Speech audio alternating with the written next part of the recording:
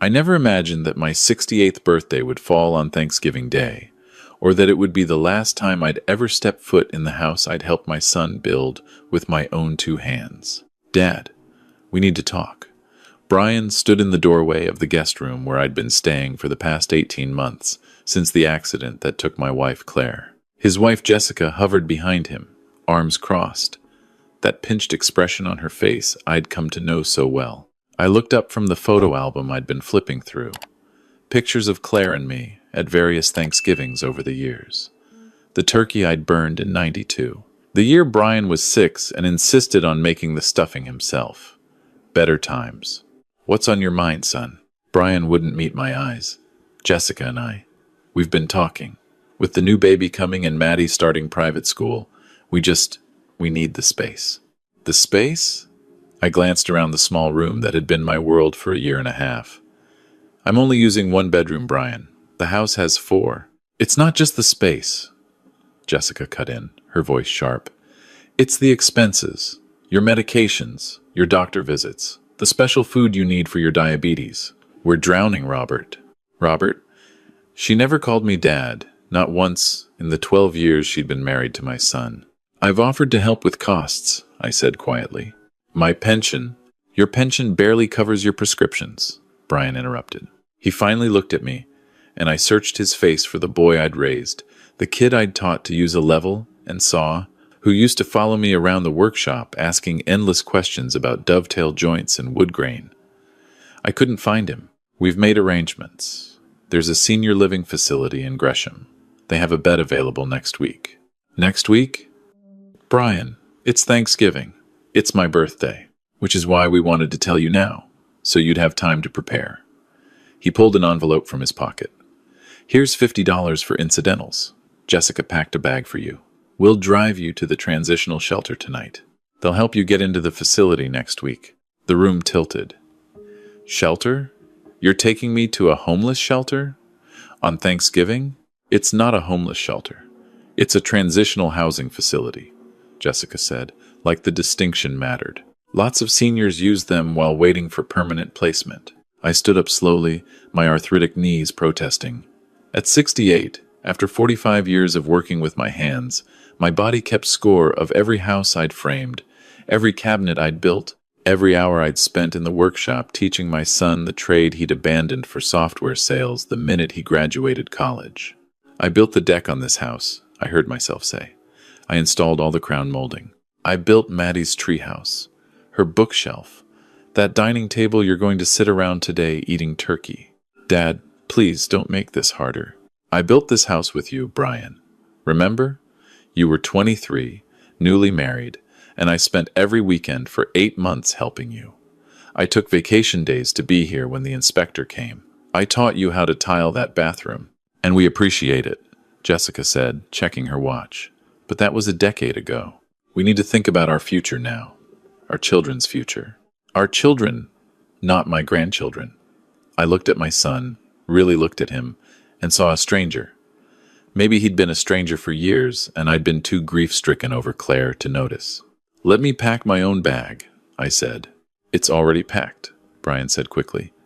We should get going. The shelter stops taking people after 8. The drive across Portland was silent. Rain streaked the windows of Brian's Tesla, a car I'd never understood the appeal of, though I'd nodded approvingly when he'd bought it because that's what fathers do. In the back seat, my overnight bag sat next to Maddie's car seat. I wondered if she'd ask about Grandpa. Probably not. They'd been keeping her away from me more and more lately. Jessica dropped us off at the curb, outside a low brick building in a part of town I didn't recognize. The sign said, New Horizons Transitional Living. Here, Brian thrust the envelope with $50 at me. I'll call you next week about the facility in Gresham. He wouldn't meet my eyes. I took the money, took my bag, and watched my son drive away without a backward glance. The Tesla's taillights disappeared into the rain, and I stood there on the sidewalk, 68 years old, on Thanksgiving, on my birthday, with everything I owned in a discount store duffel bag. I didn't go into the shelter. I couldn't. The thought of spending my birthday in a room full of strangers, of admitting that this was what my life had become, was too much. Instead, I walked. The The rain soaked through my jacket, but I kept walking. No destination in mind, just movement to keep the reality at bay. I ended up in Laurelhurst Park. The duck pond was gray under the November sky, and most people had enough sense to be inside on a holiday, preparing feasts with their families. I found a bench under a large oak tree that provided some cover from the rain, and sat down heavily. That's where I was, watching the rain dimple the pond's surface, when I heard a voice beside me. Terrible day for the ducks. I looked up. An elderly man stood a few feet away, leaning on a carved wooden cane. He had to be in his mid-70s, with silver hair and sharp blue eyes behind gold-rimmed glasses. He wore an expensive-looking wool coat and a silk scarf, completely at odds with the park setting. "Yes, sir, I suppose it is," I replied. "Mind if I sit? My driver won't be here for another 20 minutes, and standing in this weather isn't doing my knees any favors." I gestured to the bench, and he sat with a grateful sigh. Up close, I could see the quality of his clothing, the shine of his Italian leather shoes. This was a man with money. "Thanksgiving afternoon in the rain," he mused. "I have to assume you have an interesting story. No one chooses to be here instead of at a dinner table unless circumstances have conspired." I laughed, a bitter sound. "You could say that. I'm Samuel." He extended his hand. "Samuel Hartwell. Robert. Bob." I shook his hand, noticing the firm grip despite his age. "So, Bob, what brings you to a park bench on Thanksgiving?" Maybe it was because he was a stranger. Maybe it was because I had no one else to tell. Maybe it was just the kindness in his eyes, the first I'd seen all day. But I told him about Claire's death, about living with Brian, about being driven to a shelter on my birthday because I was too expensive to keep around. Samuel listened without interrupting, and when I finished, he was quiet for a long moment. "I'm sorry about your wife," he said finally, "and I'm sorry about your son. Sometimes the people we raise surprise us, and not always in good ways. I keep thinking I must have done something wrong, raised him wrong, or perhaps you raised him just fine, and he made his own choices as an adult." Samuel tapped his cane thoughtfully against the ground. "Bob, I have an unusual proposition for you. You're going to think I'm eccentric, possibly crazy, but hear me out. I waited. I'm a widower myself. Lost my Martha 3 years ago. I have a daughter, but she's in Singapore with her family. I see her maybe twice a year. I live in a rather large house with staff, but it's lonely, terribly lonely, especially on holidays." He paused. "I'm also in need of someone with carpentry skills. My house is old, always needs something fixed, and I've been looking for someone trustworthy." "I don't understand," I said. "I'm proposing a trade. You come work for me. I provide room and board, a salary, and in exchange, you help maintain my home. Fix things, build things, keep me company." He smiled slightly.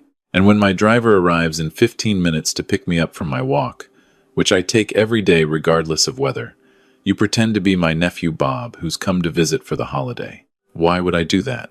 "Because," Samuel said, his eyes suddenly serious, "my driver is also my nephew, Richard. Real nephew. By blood. He's been pressuring me to sell the house, move into a retirement community, let him manage my affairs. If he knows I'm hiring live-in help, he'll fight it. Call it elder abuse, get lawyers involved. But if you're family, visiting for Thanksgiving, it's different. It buys us time." "Us? You need a place to stay. I need someone around who won't treat me like I'm senile or try to get power of attorney. We help each other." He studied my face. "I know it sounds strange, but I'm a good judge of character, Bob. I've built a successful business on it. And I think you're a good man who's had some bad luck." "What kind of business?" I asked. "Furniture, high-end residential and commercial. You might have heard of Hartwell & Co." I had. Everyone in the woodworking world had heard of Hartwell & Co. Their pieces sold for tens of thousands of dollars, graced the homes of celebrities and executives, museums and hotels. I'd seen their work at a showcase once, had stood in front of a Hartwell dining table and marveled at the craftsmanship. "You're that Samuel Hartwell?" Guilty as charged. And I meant what I said about needing a carpenter. The company's huge now, but I haven't forgotten my roots. I started in a garage, working with my hands. I miss it. Miss being around someone who understands the work. A black Mercedes pulled up to the curb. Samuel stood, offering me his hand. What do you say, Bob? Will you be my nephew for an afternoon? After that, we can discuss the rest. I looked at the shelter coordinates still pulled up on my phone. I looked at my soaked jacket and the duffel bag at my feet. I looked at this strange, elegant old man offering me a lifeline. Okay, I said. Uncle Samuel. His face broke into a genuine smile. Excellent. Richard, he called to the driver getting out of the Mercedes. Look who I ran into. My nephew Bob visiting from. Where was it? Eugene, I improvised, naming a city 2 hours south. Eugene. What a wonderful surprise. Richard was in his 40s, well-dressed, but with calculating eyes that immediately assessed me with suspicion. Uncle Samuel, you've never mentioned a nephew, Bob, haven't I? Well, you know how scattered I get. Martha's side of the family. Woodworker, like I used to be. We've been corresponding about some projects for the house. I invited him for Thanksgiving. The lie came so smoothly from Samuel's mouth that I almost believed it myself. Richard's jaw tightened. I see. Well, we should get you home before you catch cold. The three of us drove in tense silence to Samuel's house in the West Hills. House was an understatement. It was a craftsman mansion, probably built in the 1920s, lovingly maintained and updated. My carpenter's eye immediately caught the details. The exposed beamwork, the built-in cabinetry, the original hardwood floors. Bob can stay in the guest house, Samuel announced as Richard pulled into the circular driveway. Richard, be a good fellow and have Mrs. Chen prepare a plate for him. I'm sure he's hungry. Uncle Samuel, perhaps we should discuss this. Discuss what? A man can't have his nephew visit for Thanksgiving? Don't fuss, Richard. Bob and I have business to discuss anyway. That shipment of walnut that arrived last week, I want his opinion on it. I had no idea what shipment he was talking about, but I nodded along. Richard looked like he wanted to argue, but thought better of it. He helped Samuel into the house, while I grabbed my pathetic duffel bag and followed. The guest house was a converted carriage house behind the main property, small but beautifully appointed with furniture I recognized as Hartwell pieces. It had a bedroom, bathroom, and small sitting area. Compared to the shelter I was supposed to be in, it was paradise. Mrs. Chen, Samuel's housekeeper, brought me a plate of Thanksgiving dinner that was better than any meal I'd had in months. After she left, I sat in the quiet guest house, listening to the rain on the roof, trying to process the surreal turn my day had taken. Around 8, there was a knock on the door. Samuel, changed into comfortable slacks and a sweater. May I come in? It's your house. He settled into the armchair while I sat on the sofa. So, let's talk honestly, Bob. No nephew pretense. I meant what I said in the park. I need help around here, and I'd like to offer you a job. Job, real salary. $40,000 a year plus room and board here in the guest house. In exchange, you maintain the property. Help me with some personal projects in my workshop, and occasionally pretend to be my nephew when Richard gets nosy. Why are you doing this? You don't know me. I know enough. I know you're a craftsman who's fallen on hard times. I know you're honest. You could have robbed me in the park and didn't. I know you're proud. It hurt you to tell me your story, but you did it anyway. He leaned forward. And I know what it's like to be alone, Bob. To have family that sees you as a burden or an asset instead of a person. Martha and I never had children of our own. My daughter is my brother's child. We adopted her when he and his wife died. She loves me, but she has her own life across the world. Richard is my nephew by blood, but he's been circling like a vulture since Martha died, waiting for me to slip so he can take control. What about Hartwell & Co.? Don't you have people there? I sold my majority stake 5 years ago. Kept a seat on the board, but I'm not involved in day-to-day operations. The company's successful, but it's not mine anymore. Not really. I have money, Bob. More than I need. What I don't have is purpose. Or companionship. He met my eyes. I think we can help each other. What do you say? I thought about Brian's face when he handed me that envelope. I thought about Jessica's pinched expression. I thought about the shelter I was supposed to be in. I say, when do I start? How about tomorrow? After breakfast, I'll show you the workshop. I have some ideas for a display cabinet I want to build. That was how I became Samuel Hartwell's carpenter, companion, and occasional nephew. The first few weeks were strange, settling into a routine in the guest house, learning the rhythms of Samuel's household. Mrs. Chen came 5 days a week to cook and clean. A gardener handled the grounds.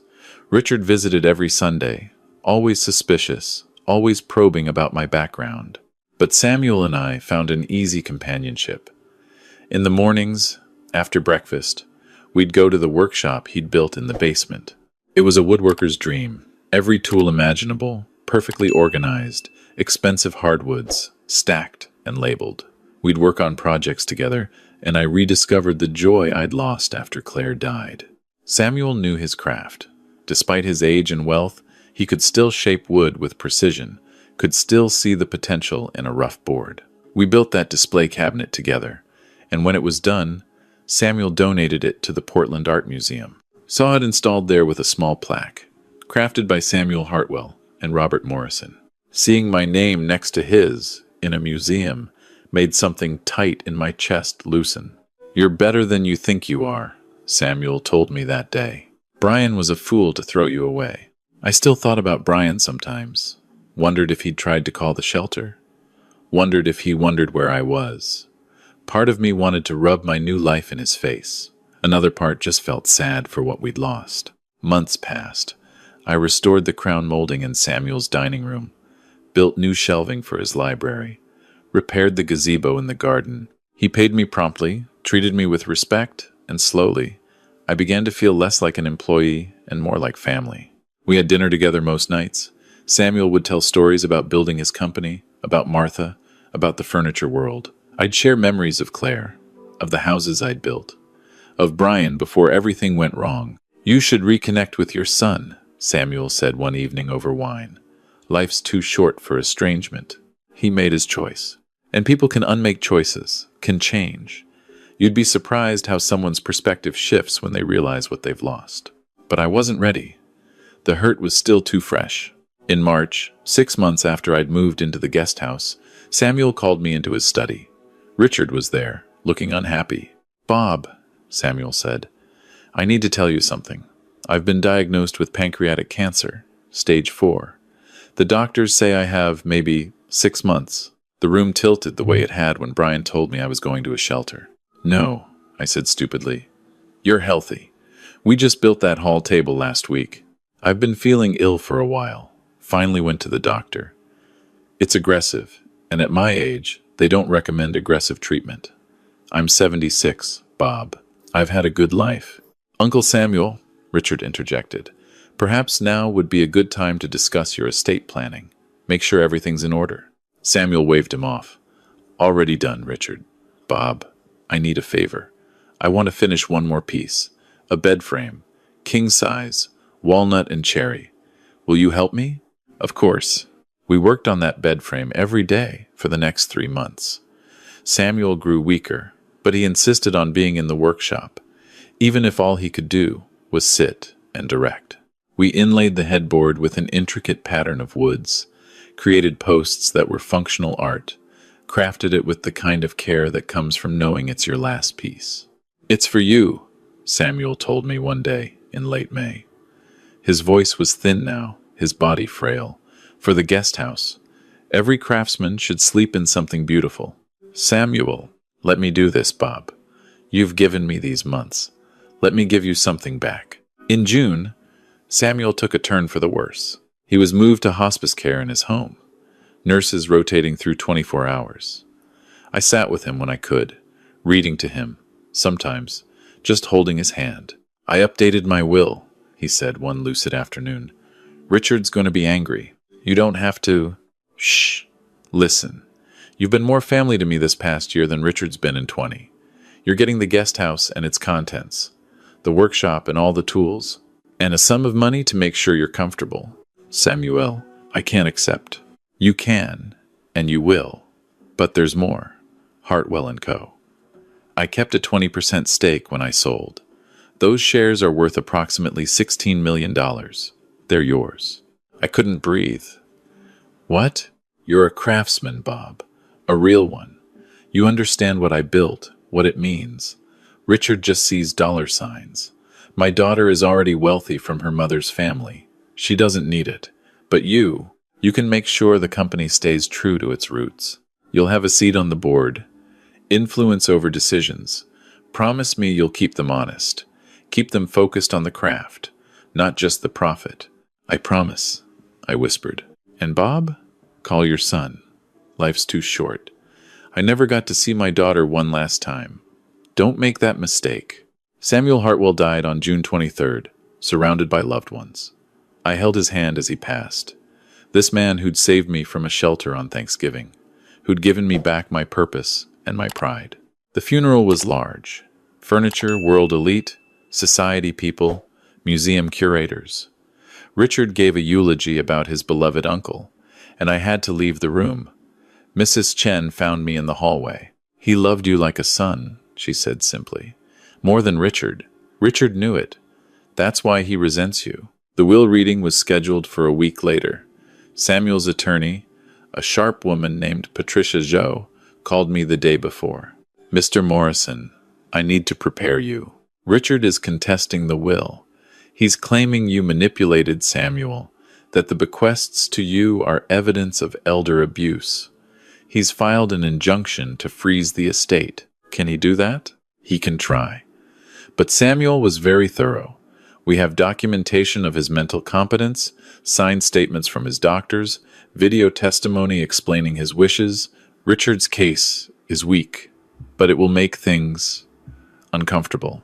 The reading was in Patricia's downtown office, a glass tower with views of Mount Hood. I arrived early, wearing the suit Samuel had insisted on buying me for formal company events I'd attended with him. Richard was already there with 2 lawyers. His face when he saw me was pure venom. "You son of a bitch," he hissed. "You manipulated a dying old man." "Richard," Patricia said sharply, "we'll discuss this properly." She read the will. Most of Samuel's personal estate went to his daughter in Singapore. Richard received a generous sum, $1 million, and some personal effects. Several charities were named. Then she got to me. To Robert Morrison, who has been more of a companion to me in my final year than anyone had a right to expect, I leave the following.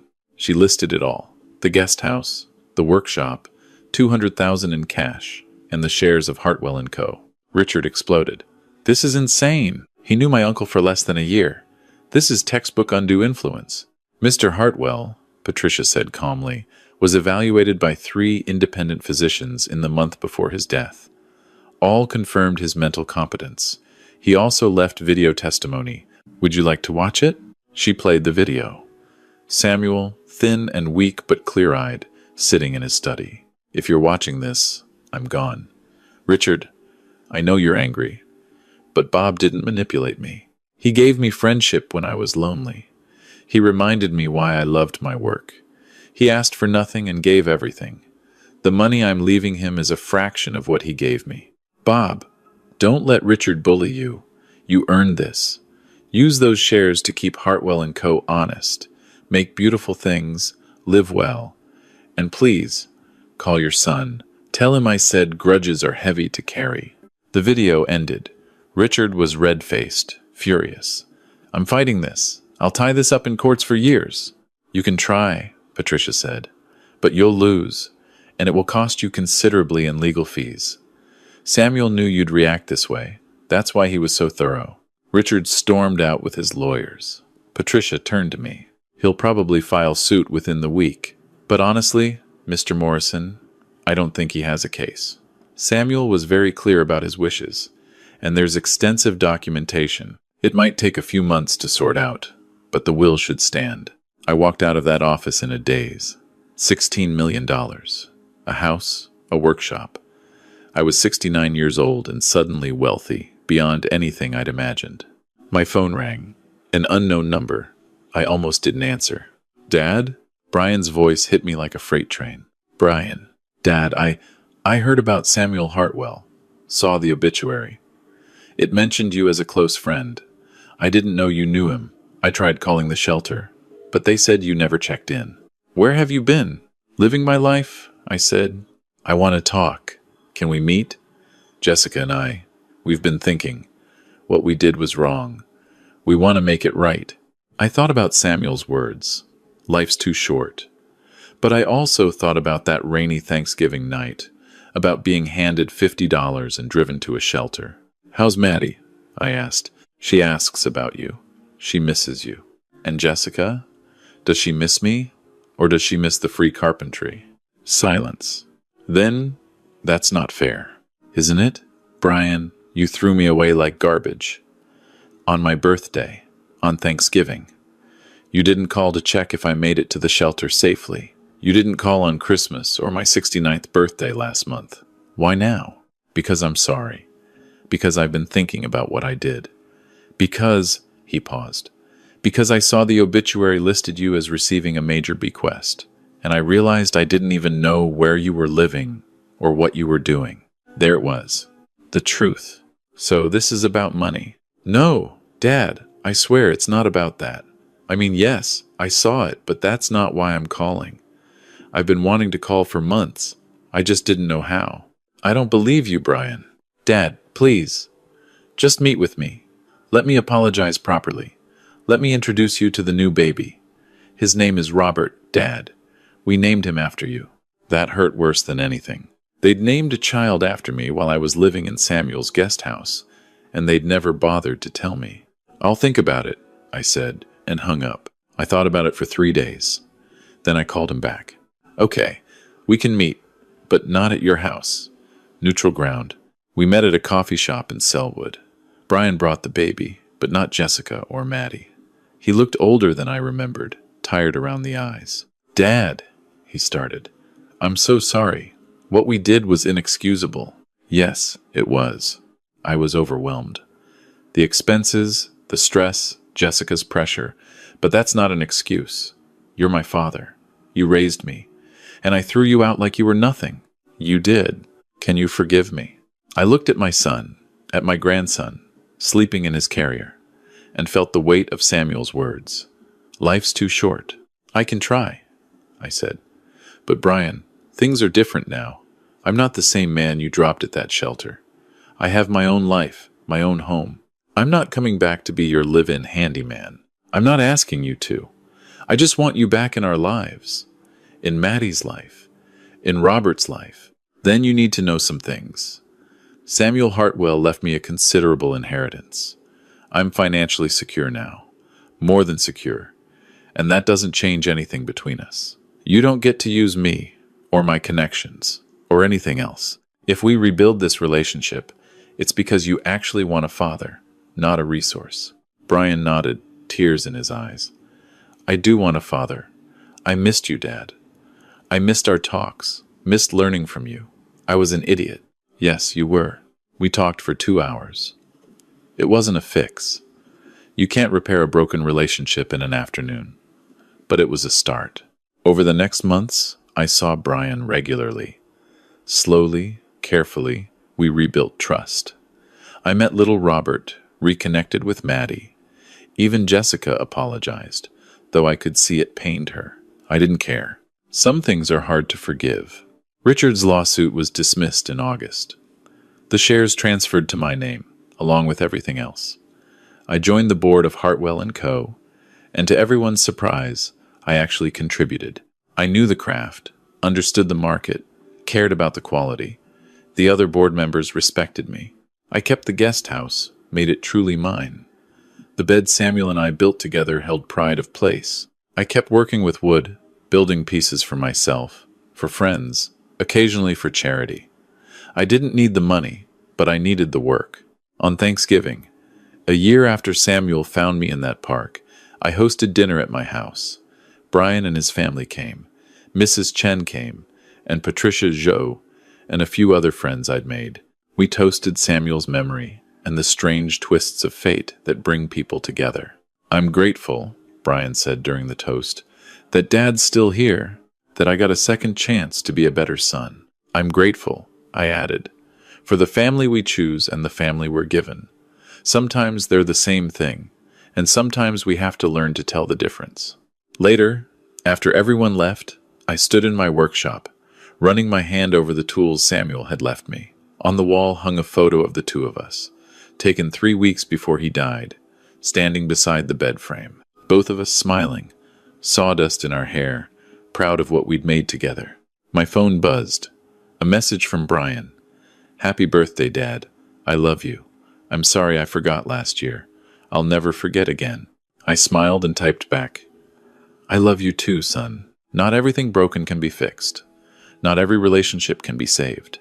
But sometimes, when strangers show you kindness, when second chances appear on park benches in the rain, when you're given the gift of time to figure out what really matters, sometimes that's enough. I was 69 years old. I had a family that was learning to value me, work that fulfilled me, and the legacy of a man who'd seen worth in me when I couldn't see it in myself. Samuel had been right about everything. Life was too short for grudges, and the family you choose can be just as real as the family you're born into. Sometimes, I think, it's even more real.